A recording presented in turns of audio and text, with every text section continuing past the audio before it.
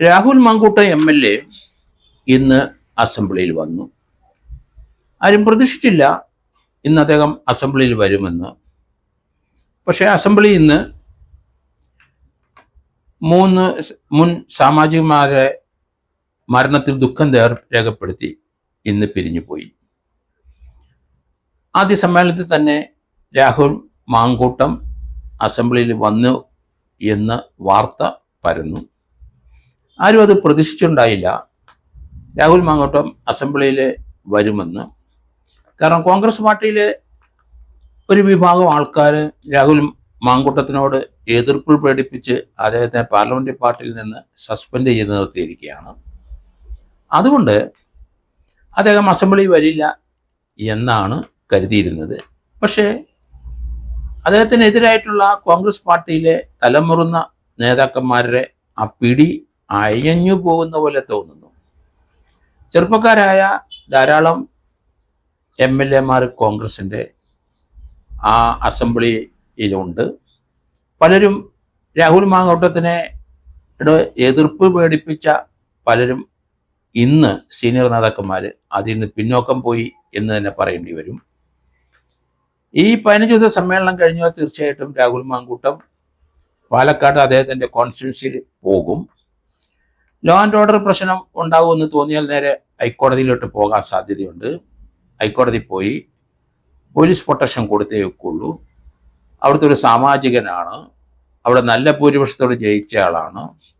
അവിടുത്തെ ചെറുപ്പക്കാരികളൊക്കെ രാഹുൽ മാങ്കൂട്ടത്തിനെ പിന്തുണയ്ക്കുന്നതാണ്.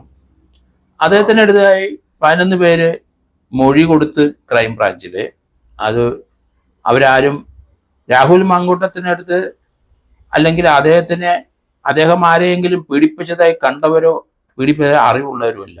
ഇൻഡയറക്റ്റായി 3 സ്ഥാനത്ത് നിൽക്കുന്നവരുടെ മൊഴികൾ മാത്രമാണ് ക്രൈംബ്രാഞ്ചിന് ലഭിച്ചത്. അതിനി പ്രൊസീഡ് ചെയ്യാനുള്ള സാധ്യത വളരെ കുറവാണ്. അതിൻ്റെ ഫാക്ച്വൽ റിപ്പോർട്ട് അധികം താമസിക്കാതെ കോടതി കൊടുക്കുന്നതാണ് നല്ലത്. അത് വലിച്ചു നീട്ടിക്കൊണ്ടു പോയാൽ തീർച്ചയായിട്ടും ഹൈക്കോടതിയിലെ രാഹുൽ മാങ്കൂട്ടം നീങ്ങുമെന്നാണ് ഞാൻ കരുതുന്നത്. കാരണം ഒരു സാമാജികൻ്റെ റൈറ്റ് അത് രാഷ്ട്രീയപരമായി അത് തടയാനായിട്ട് ആർക്കും കഴിയില്ല. അവിടുത്തെ ജനങ്ങൾ നല്ല ഭൂരിപക്ഷത്തോട് ജയിപ്പിച്ചു വിട്ട ആളാണ്. അദ്ദേഹത്തിൻ്റെ കോൺസ്റ്റിറ്റ്യുവൻസി അദ്ദേഹം പോകും. അത് തടസ്സം ചെയ്യാൻ ഒരു രാഷ്ട്രീയ പാർട്ടിക്കോ അദ്ദേഹത്തിൻ്റെ തന്നെ രാഷ്ട്രീയ നേതൃത്വത്തിനോ കഴിയില്ല എന്നുള്ളതാണ്. അതുകൊണ്ടാണ് ആ ഭാഗത്തെപ്പറ്റി അധികം പേരൊന്നും സംസാരിക്കാതിരിക്കുന്നത്. ഏതായാലും കോൺഗ്രസ് രാഷ്ട്രീയത്തിൽ തീർച്ചയായിട്ടും അത് അവർ ഉദ്ദേശിച്ച ഒരു പ്രകടനം അടുത്ത തെരഞ്ഞെടുപ്പിൽ നടത്തുമോ ഇല്ലയോ എന്ന് സംശയം വന്നു തുടങ്ങിയിരിക്കുന്നു. വയനാട്ടിലെ ചില ആത്മഹത്യകളൊക്കെ കോൺഗ്രസിന് ദൂഷ്യം ചെയ്തിട്ടുണ്ട്.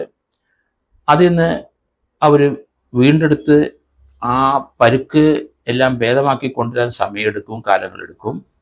അതോടൊപ്പം തന്നെ രാഹുൽ മാങ്കൂട്ടത്തിൻ്റെ കാര്യത്തിലും രാഷ്ട്രീയപരമായി എടുത്ത തീരുമാനം അത്ര ശരിയാണോ എന്ന് ചിന്തിക്കേണ്ടിയിരിക്കുന്നു. അത് കോൺഗ്രസ്സുകാർ ആണ് തീരുമാനിക്കുന്നത്, അവരെ ലീഡേഴ്സാണ് തീരുമാനിക്കേണ്ടത്. പക്ഷേ രാഹുൽ മാങ്കൂട്ടത്തിൽ ഇന്നൊരു പ്രസ്കാരോട് പറഞ്ഞത് താൻ കോൺഗ്രസ് പാർട്ടിയിൽ ഉള്ള വ്യക്തിയാണ്, അവിടെ എടുക്കുന്ന ഏത് ഡിസിപ്ലിനറി ആക്ഷനും താൻ വിധേയനായും എനിക്കതിന് വിഷമമില്ല, അത് പാർട്ടി എടുക്കുന്ന തീരുമാനമാണ്, താൻ തീർച്ചയായിട്ടും ഒരു വിധേയനാണ്, പാർട്ടിയിൽ നിന്ന് പുറത്തു പോകുന്ന പ്രശ്നമില്ല, പാർട്ടിയുടെ നേതൃത്വത്തിന് തനിക്കെതിരായിട്ട് ശിക്ഷണ നടപടിയെടുക്കാൻ അധികാരമുണ്ട്, അത് താൻ അനുസരിക്കും, താൻ മരണം വരെ ഒരു പാർട്ടിക്കാരൻ, ഒരു കോൺഗ്രസ് പാർട്ടിക്കാരനാണ് എന്നാണ് അദ്ദേഹം ഇന്ന് പത്രപ്രവർത്തകരോട് പറഞ്ഞത്. റിബല്യസ് ആയിട്ട് ഒരു മൂവ്മെന്റ് ഒരിക്കലും രാഹുൽ മാങ്കൂട്ടത്തിൽ നിന്നുണ്ടാകാൻ സാധ്യതയില്ല. ഇപ്പോഴത്തെ ചെറുപ്പക്കാരെല്ലാവരും നമ്മൾ വിചാരിക്കണം, കോൺഗ്രസിലെ MLA-മാരായ ചെറുപ്പക്കാരെല്ലാവരും ഇപ്പൊ കാലഘട്ടത്തിനനുസരിച്ച് സംസാരിക്കുകയും പ്രവർത്തിക്കുകയും ചെയ്യുന്നവരാണ്. നമുക്ക് തോന്നും മുതിർന്നവർക്ക് ചിലപ്പോൾ അത് അതിരുവിട്ട ചില സംസാരങ്ങളാണ് അവരുടെ പ്രസംഗത്തിലുള്ളത്, അവരുടെ മൊബൈൽ ഫോണിലുള്ള സംസാരത്തിലുള്ള സോഷ്യൽ മീഡിയയിൽ അവർ കമൻ്റ് ഇടുന്നതൊക്കെ അതിര് കിടന്നതാണെന്ന് പഴയ ആൾക്കാർക്കൊക്കെ തോന്നാം. പക്ഷേ ആധുനിക യുഗത്തിൽ ഇപ്പോഴത്തെ കുട്ടികളുടെയും ഇപ്പോഴത്തെ ചെറുപ്പക്കാരുടെയും സംസാര രീതി അതാണ്. അങ്ങോട്ടും ഇങ്ങോട്ടും കൊണ്ടും കൊടുത്തുമാണ് സംസാരിക്കുന്നത്. മോശമായ പദങ്ങൾ അവർ ഉപയോഗിക്കും, അത് വ്യക്തിപരമായി അങ്ങോട്ടും ഇങ്ങോട്ടും പറയുന്നതാണ്. അതിനവർക്കാർക്കും യാതൊരു പരാതിയുമില്ല. ഒരാൾ അങ്ങോട്ട് പറഞ്ഞാൽ അതിന് ബദൽ അതിലും കഠിനമായ വാക്കുകൾ ഇങ്ങോട്ട് വരും. ആ രണ്ടുപേരും സംസാരിക്കുന്നത് അങ്ങനെയാണ്. അങ്ങനത്തെ ഒരു തലമുറയിലോട്ട് എത്തിക്കഴിഞ്ഞു നമ്മൾ. അതുകൊണ്ട് രാഹുൽ മാങ്കൂട്ടം പല സ്ത്രീകളുടെ അടുത്തോ അല്ല അദ്ദേഹത്തിൻ്റെ അങ്ങോട്ട് സംസാരിച്ചതും ഇങ്ങോട്ട് സംസാരിച്ചതും അതിൽ വിട്ട് പോയതാണെന്ന് മുതിർന്നവർക്ക് തോന്നാം. പക്ഷെ ആരും ഒരു പരാതി കൊടുക്കാൻ തയ്യാറല്ല അതിന്. കാരണം അവരുടെ സംസാര രീതി എല്ലാവരും അങ്ങനെയാണ്.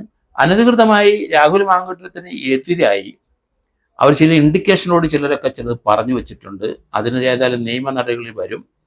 ഡിവൈഎസ്പി ക്രൈംബ്രാഞ്ചിന്റെ ഫാക്ച്വൽ റിപ്പോർട്ടിന്റെ അടിസ്ഥാനത്തിലാണ് അടുത്ത നീക്കമെന്ന് ഞാൻ കരുതുന്നു. അതുകൊണ്ട് ആ ഒരു ഒഫൻസ് നിലനിൽക്കാത്ത ഒരു കേസിന് ഇനി വലിച്ചു നീട്ടാൻ കഴിയില്ല. അത് എത്രയും പെട്ടെന്ന് അതിന്റെ അന്വേഷണം പൂർത്തിയാക്കി ഫാക്ച്വൽ റിപ്പോർട്ട് കോടതി കൊടുക്കുന്നതാണ് ക്രൈംബ്രാഞ്ചിനും ആഭ്യന്തര വകുപ്പിനും ഉത്തമമെന്ന് ഞാൻ കരുതുന്നു. അങ്ങനെ കൊടുത്തു കഴിയുമ്പം അടുത്ത നിയമ നടപടികൾ ഒന്നിനു പുറകെ ഒന്നായിട്ട് ധാരാളം വരും. അതിനുള്ള ലക്ഷണങ്ങളാണ് ഇപ്പം കാണുന്നത്. അതിൻ്റെ മുന്നോക്കമായിട്ടാണ് രാഹുൽ മാങ്കൂട്ടം ഇന്ന് അസംബ്ലി വന്നതെന്ന് തോന്നുന്നു. അദ്ദേഹം ഈ സംഭവത്തിന് ഡിസിപ്ലിനറി ആക്ഷൻ കോൺഗ്രസിൽ നിന്ന് എടുത്തപ്പം അദ്ദേഹത്തിൻ്റെ വീട്ടിലൊരു മുറിയിൽ ഒതുങ്ങിക്കൂടി. ആ പാർട്ടിയുടെ ഏറ്റവും അനുകൂലമായ ചില തീരുമാനം തനിക്ക് വരുന്നിടം വരെ താൻ അവിടെ തൻ്റെ വീട്ടിൽ ഒതുങ്ങിക്കൂടി തൻ്റെ അനുയായികളുമായിട്ട് ഒന്നിച്ചിരുന്നു. അദ്ദേഹത്തിന് അതിനുശേഷം പുറത്തിറങ്ങിയിട്ടില്ല. എങ്കിലും അത് വലിയൊരു ബ്ലോ തന്നെയായിരുന്നു രാഹുൽ മാങ്കൂട്ടത്തിന്. അദ്ദേഹം നിരപരാധിയാണ് എന്നാണ് നല്ലൊരു ശതമാനം ആൾക്കാർ കരുതുന്നത്.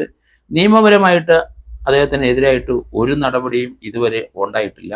ഒരു കേസ് എടുത്തെന്ന് വിചാരിച്ചാൽ അതിനകത്ത് ഒരു കോഗ്നിസൻസ് ഇല്ലാത്തത് കൊണ്ട് അത് മുന്നോട്ട് കൊണ്ടുപോകാൻ ക്രൈംബ്രാഞ്ചിന് കഴിയില്ല. ക്രൈംബ്രാഞ്ച് അത് വലിച്ചു നീട്ടാതെ അതൊരു ഫാക്ച്വൽ റിപ്പോർട്ട് എത്രയും പെട്ടെന്ന് കോടതി കൊടുക്കുന്നതാണ് ഉത്തമം. കാരണം പോലീസിൻ്റെ ഇമേജ് കളയാതിരിക്കാൻ വേണ്ടിയിട്ടാണ് ഞാനത് പറയുന്നത്. അതുകൊണ്ട് രാഹുൽ മാങ്കൂട്ടത്തിനെതിരായി ഒരു ഒഫൻസ് നിലനിൽക്കുന്ന രീതിയിൽ ആരും മൊഴി കൊടുത്തിട്ടില്ല. അതുകൊണ്ട് അത് എത്രയും പെട്ടെന്ന് ക്ലോസ് ചെയ്യുന്നതായിരിക്കും ഉചിതം.